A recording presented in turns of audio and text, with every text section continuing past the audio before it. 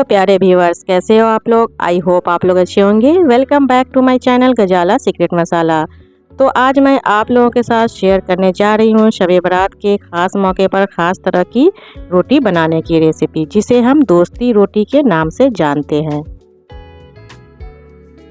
जो कि देखने और खाने में ऑलमोस्ट रुमाली रोटी जैसी होती है। इसे आप 2 लेयर रोटी का भी नाम दे सकते हैं। इसे बनाना बहुत ही आसान है। ये एक ही समय पे 2 रोटी बनकर तैयार हो जाती है, जिससे कि हमारा काफ़ी टाइम बच जाता है।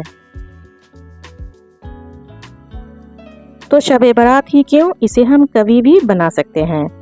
तो आप अगर बच्चे को लंच बॉक्स में देना चाहते हो, या फिर आप ट्रैवल कर रहे हो उसके लिए बना ले, या फिर आपके घर पे ढेर सारे मेहमान आए हों, तो अगर पराठा बनाने में दिक्कत होती है तो आप ये पराठा ज़रूर बनाएं, जिससे कि ये एक बार में 2-2 पराठे की तरह ये बनकर तैयार हो जाएगी, जिससे कि आप ढेर सारे मेहमानों के लिए काफ़ी कम समय में ढेर सारे आप ये पराठे बनाकर तैयार कर सकते हैं। ये बिल्कुल पराठे की तरह खाने में लगते हैं।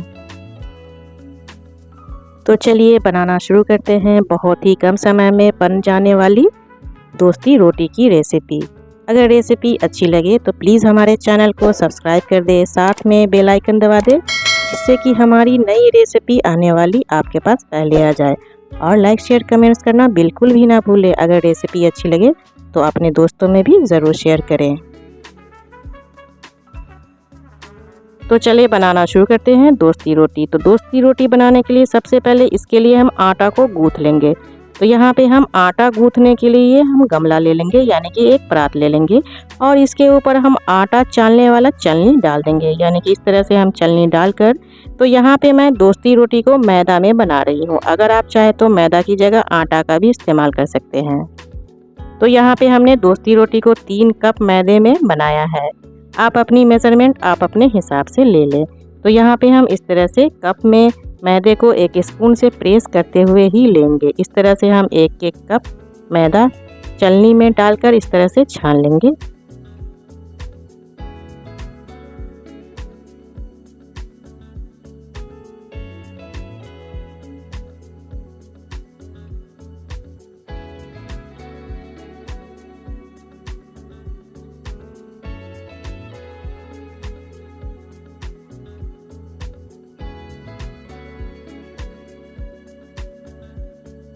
तो चलनी में मैदा को डालकर अच्छी तरह से हमने छान लिया है। अब यहाँ पे हम डालेंगे 1 टीस्पून नमक। तो यहाँ पे नमक डालने के बाद 1 स्पून ले लेंगे और नमक को आटे में अच्छी तरह से मिक्स कर लेंगे, इस तरह से चलाते हुए। तो इसी तरह 1 स्पून से नमक को मैदे में अच्छी तरह से मिक्स कर लेंगे और इस तरह से चारों तरफ मैदा को कर लेंगे और बीच में खाली जगह बना लेंगे। तो इस खाली जगह में हम यहाँ पे डालेंगे गुनगुने दूध। तो यहाँ पे हमने मैदे को गूँथने के लिए दूध का इस्तेमाल किया है। आप चाहे तो गर्म पानी का भी इस्तेमाल कर सकते हैं, लेकिन मैं सजेस्ट करूँगी कि आप दोस्ती रोटी के आटे को, यानी कि मैदे को दूध में गूँथेंगे तो इसकी टेस्ट बहुत ही अच्छी होती है, इसका रिज़ल्ट बहुत ही अच्छा होता है। तो इस तरह से, यानी कि 1 गिलास यहाँ पे हम दूध का इस्तेमाल करेंगे, यानी कि लगभग 250 ml का यहाँ पे हम दूध का इस्तेमाल करेंगे। अगर बाद में ज़रूरत पड़ेगी तो हम यहाँ पे पानी का इस्तेमाल कर लेंगे। आप चाहे तो और दूध का भी इस्तेमाल कर सकते हैं, यानी कि मैदा को अच्छी तरह से गूँथने के लिए सारे दूध का भी आप इस्तेमाल कर सकते हैं। तो यहाँ पे हमने 1 गिलास दूध को मैदा में डाल दिया है और इस तरह से हाथों की हथेलियों से अच्छी तरह से मैदा में हम मिक्स कर लेंगे। तो चलिए, दूध मैदे में अच्छी तरह से मिक्स हो गया है। अब यहाँ पे हम थोड़े थोड़े से पानी ले लेंगे और इस तरह से हाथ के पिछले वाले भाग से हम इसे अच्छी तरह से सान कर, यानी सॉफ्ट करके हम इसे तैयार करेंगे। तो इस तरह से हम थोड़े थोड़े पानी डाल देंगे और हाथ के पिछले वाले हिस्से से इस तरह से हम आटे को अच्छी तरह से गूँथेंगे। तो लगभग इस आटे को गूँथने में कम से कम हमें 10 से 15 मिनट लग ही जाएंगे। तो इस तरह से हमें गूँथते हुए आटा को एकदम सॉफ्ट बना लेना है। तो लीजिए, हमारा आटा गूँथ कर तैयार है। अब यहाँ पे क्या करेंगे, हम थोड़े से ऑयल ले लेंगे और इस तरह से मैदे के ऊपर लगा देंगे। अब यहाँ पे हम ढक्कन लगाकर कम से कम 10 से 15 मिनट के लिए रेस्ट पे छोड़ देंगे। तो चलिए, 10 से 15 मिनट हो चुका है। ढक्कन हटा लेते हैं और इस तरह से उंगली से प्रेस करते हुए चेक कर लेंगे कि हमारे गूथे हुए मैदे अच्छे से सॉफ्ट हो गए हैं या नहीं। तो सॉफ्ट हो चुके हैं और फिर से दोबारा से हम इसे अच्छे से चिकनाहट में ला देंगे गूथे हुए मैदे को। तो इस तरह से फिर से हम दोबारा से गूँथ लेंगे इस तरह से। तो चलिए अब हम इसे बेलने के लिए तैयारी कर लेते हैं। तो यहाँ पे हमने इसे बेलने के लिए चॉपिंग बोर्ड का इस्तेमाल किया है, आप चाहे तो चकला बेलन का इस्तेमाल कर ले। तो इस तरह से सबसे पहले हम इसे बराबर बराबर भाग में हम इस तरह से काट लेंगे। एक नाइफ का इस्तेमाल कर ले और यहाँ पे हम बराबर बराबर भाग में इसे काट लेंगे और इस तरह से हाथ से प्रेस करते हुए इस तरह से हम लंबे आकार में इस तरह से बना लेंगे। दो पेड़े को इस तरह से हम लंबे आकार में बना लेंगे और इस तरह से दोनों को जोड़कर इस तरह से रख लेंगे और एक नाइफ का इस्तेमाल करते हुए हम दो पेड़े एक साथ काटेंगे, जिससे कि हमारे पेड़े बराबर बराबर कटिंग हो, जिससे कि दोनों लेयर जब हम दोस्ती रोटी बनाएंगे तो दोनों रोटियां बराबर शेप में आए। तो इसी तरह सेम स्टेप फॉलो करते हुए हम सारे मैदे यानी गूथे हुए मैदे को पेड़े इसी तरह हमें बना लेना है। तो चले हमारा सारा पेड़ा कट हो चुका है। अब यहाँ पे हम इस तरह से एक पेड़े को ले लेंगे और हथेलियों का इस्तेमाल करते हुए गोल गोल लोई बनाकर तैयार कर लेंगे। तो इस तरह से सारे कटे हुए पेड़े को हम लोई में बदल देंगे। तो आप देख सकते हो हमने सारे लोई बना लिया है दोस्ती रोटी बनाने के लिए। तो अब यहाँ पे हम क्या करेंगे, फिर से वापस से हम इसे एक बर्तन में डाल देंगे और कम से कम 10 मिनट के लिए ढक्कन लगाकर रेस्ट पे छोड़ देंगे। तो 10 मिनट हो चुका है। अब यहाँ पे हम चेक कर लेंगे लोई सॉफ्ट हुआ है या नहीं, जिससे कि हमें जब दोस्ती रोटी जब हम बेलेंगे तो हमें बेलने में आसानी होगा। तो लोई सॉफ्ट हो चुका है। तो चलिए शुरू करते हैं हम दोस्ती रोटी को बेलने के लिए। तो चलिए हम थोड़े से सूखे मैदे ले लेते हैं और चॉपिंग बोर्ड पे डस्टिंग कर लेंगे और लोई को सूखे मैदे में लपेट लेंगे और इस तरह से बेलन का इस्तेमाल करते हुए छोटी छोटी पूरियाँ की तरह हम बेल कर तैयार कर लेंगे। तो ये देखिए हमारा एक पूरी बनकर तैयार है। तो लीजिए अब हम दूसरा भी लोई ले लेंगे और इसे भी हम छोटे पूरी बना लेंगे और इसके ऊपर सूखे मैदे की डस्टिंग करके एक के ऊपर हम रख लेंगे। तो सेम स्टेप फॉलो करते हुए हम सारे लोई को पूरियाँ में बदल देंगे और एक पूरी के ऊपर सूखे मैदे को डस्टिंग करते हुए दूसरी पूरी डाल देंगे। फिर से एक पूरी बेलेंगे और एक पूरी के ऊपर सूखे मैदे को डस्टिंग करते हुए एक के ऊपर रख देंगे। तो ये देखिए हमने सारे लोई को पूरी में बदल दिया है, आप देख सकते हो।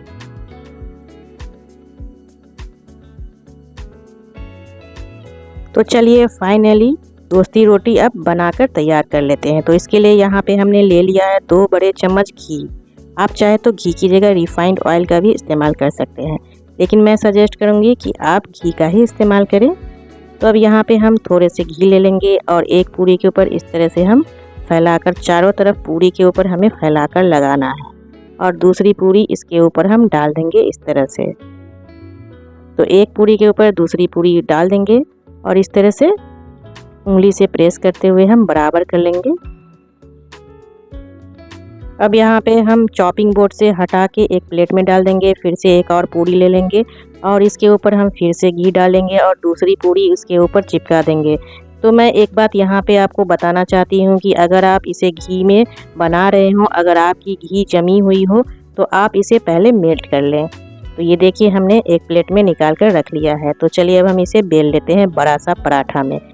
तो रोटी को बनाने के लिए यहाँ पे हम सबसे पहले चॉपिंग बोर्ड पे सूखे मैदे की डस्टिंग कर लेंगे और इस तरह से सूखे मैदे में हम रोटी को पहले लपेट लेंगे और इस तरह से यहाँ पे हम सेसमे सीड्स यानी कि तिल का इस्तेमाल कर रहे हैं। ये ऑप्शनल है, अगर आपके पास अवेलेबल हो तो इस्तेमाल कर ले, वरना स्किप कर सकते हैं। तो यहाँ पे हमने तिल को इस तरह से डस्टिंग कर लिया है और अब यहाँ पे हम बेलन से इसे बड़ा सा रोटी का आकार दे देंगे। तो यहाँ पे हमें रोटियां को उलट पुलट कर बेलना है, जिससे कि हमारी दोनों तरफ की रोटियां अच्छे से बराबर में बेल जाए।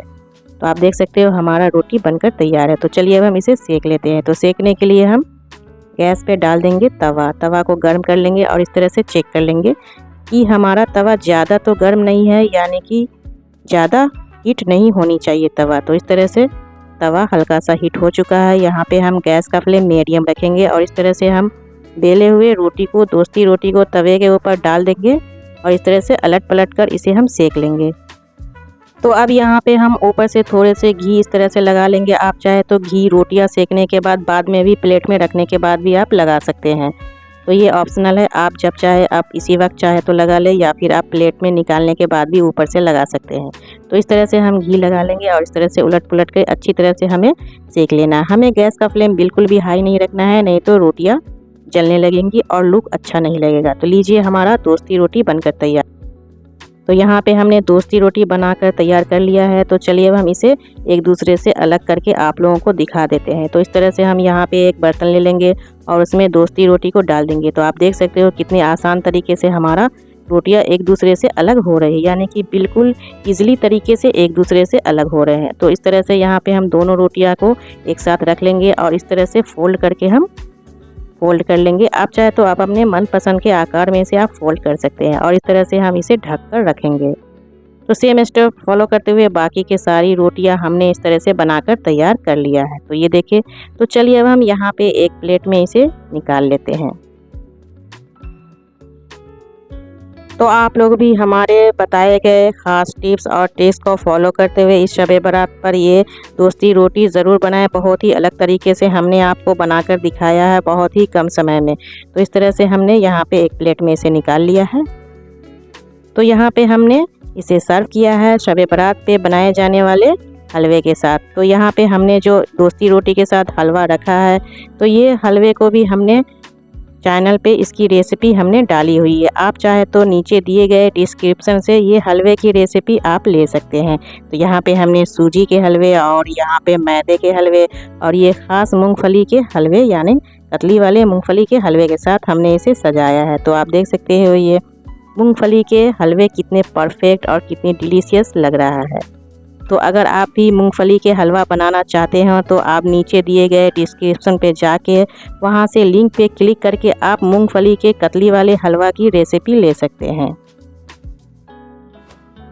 तो उम्मीद करती हूँ आप लोगों को रेसिपी ज़रूर पसंद आएगी। अगर पसंद आई है तो प्लीज़ हमारे चैनल को सब्सक्राइब कर दे और साथ में बेल आइकन दबा दे, जिससे कि हमारी नई रेसिपी आने वाली आपके पास पहले आ जाए। और लाइक शेयर कमेंट्स करना तो बिल्कुल भी ना भूलें। अगर रेसिपी अच्छी लगे तो प्लीज़ अपने दोस्तों में भी ज़रूर शेयर करें। तो फिर मिलते हैं एक नई रेसिपी के साथ। तब तक के लिए अल्लाह हाफिज़ और रेसिपी को देखने के लिए धन्यवाद।